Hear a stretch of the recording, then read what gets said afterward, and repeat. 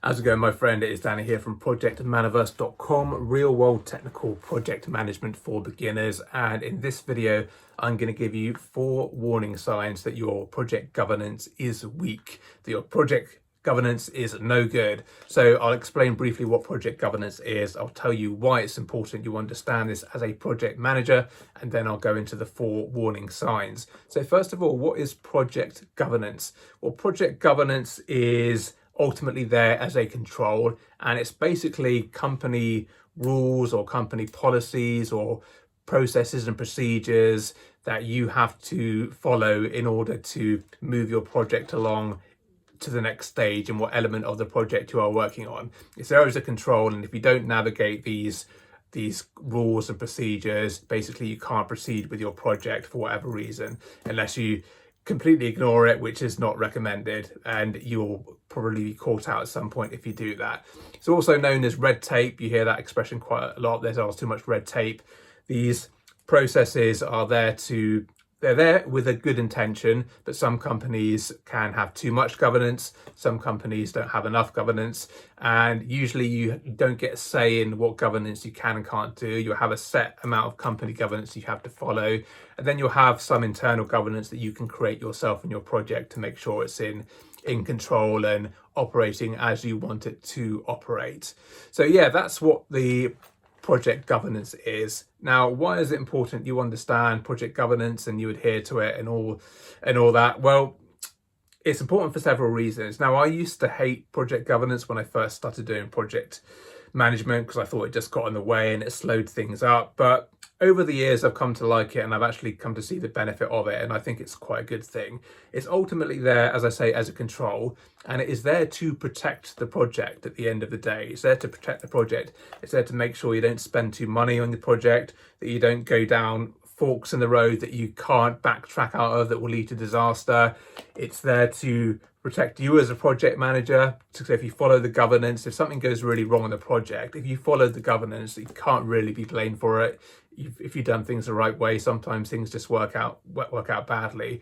But it's when you don't follow the governance and you don't follow those procedures, or you don't get those approvals, and you just keep going with it and you do things on the sly and it goes wrong, then you will definitely be blamed for it, and it is your fault. So it's there to protect you as well as the project. It's also there to protect the business, to make sure the project doesn't do anything stupid and damage the company's reputation or waste its money or impact other areas of the business or processes in the business. And it can be there to protect the customers as well, to make sure we're not going to impact any customers in a negative way. So governance is actually quite important, and I really do recommend that you follow it. I always say this is real world technical project management. In the real world, if you're a good project manager, you follow the governance and you do it properly. There's always exceptions in extenuating circumstances, so it all depends on what it is, and you need to be very experienced before you start making those calls. So for now, just make sure you follow the governance and do the right thing and tick the boxes, and it's there for your benefit and the projects at the end of the day. Okay, so that's enough about the background. I've told you what governance is, and I've told you why it's important and why you should understand it. So let's go into the 4 warning signs that you have poor project governance. And I will say, unfortunately, by the time these warning signs occur, it's probably too late to try and change your governance, because governance is one of those things, if you don't establish it well and get it set up right at the start, then it's quite hard to put in place later down the line, especially at the end of the project, even in the middle of the project. You've got to get it right from the start, train people in the ways of doing things, and make sure it's all in place. Otherwise, it's game over, I'm afraid. So what are the warning signs? Number 1, if people start to question your technical design at any point, but especially not at any point, when you're actually creating the design, that's fine for people to question it. But once the design is done and you've moved on and you're in the build phase or you're in the test phase, and let's say your end users start to do their user acceptance testing or the business acceptance testing, and they start to think, well, this is not quite working how I want it to work, and they start to question and challenge the design, it can be a warning sign that your governance has been weak. Now, it's fine for them to question it, but if you can't go back and say, sorry, the design has been approved, signed off, no problems, you can't come in now and start to change things, then it's probably a sign that your governance has been weak, in the sense that you didn't involve the right people in that design document sign off.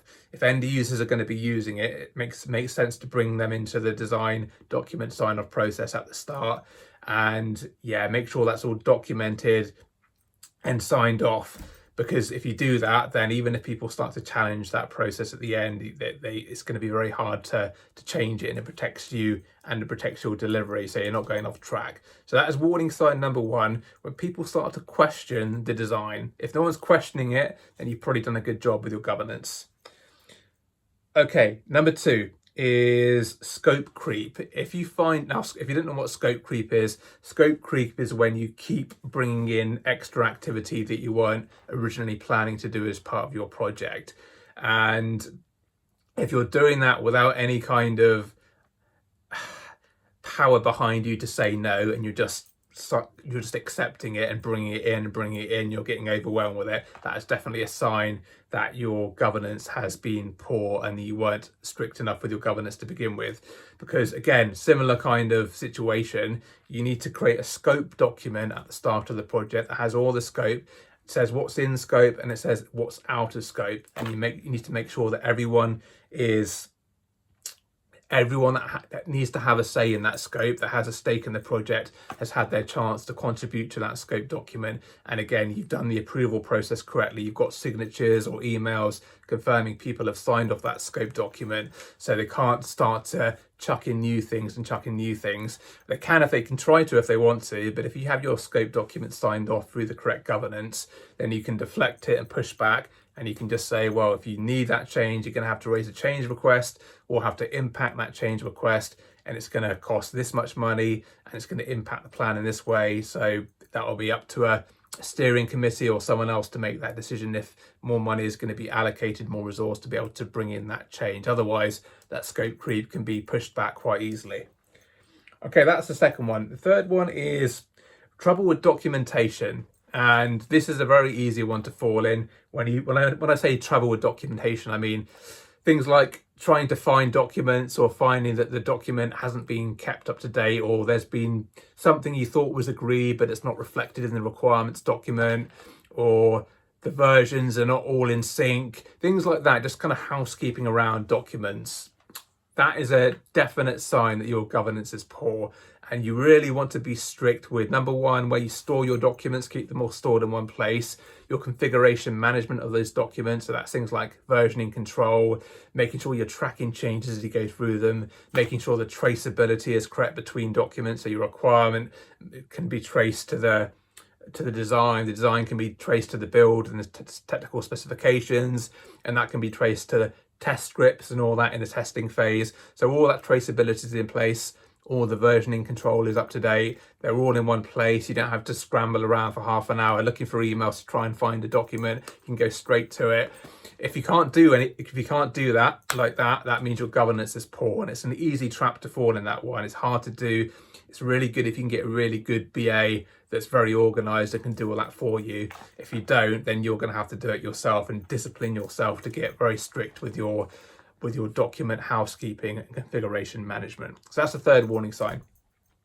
The fourth and last warning sign is if you can't remember key decisions that were made, or you are spending a lot of time revisiting old ground that you think you've talked about before and you've discussed with other people before, but you're now talking about it again, that is a poor sign. That is a sign that your governance is weak, in the sense that you haven't got a robust process for making important decisions and logging those decisions. I'm talking about a decisions log.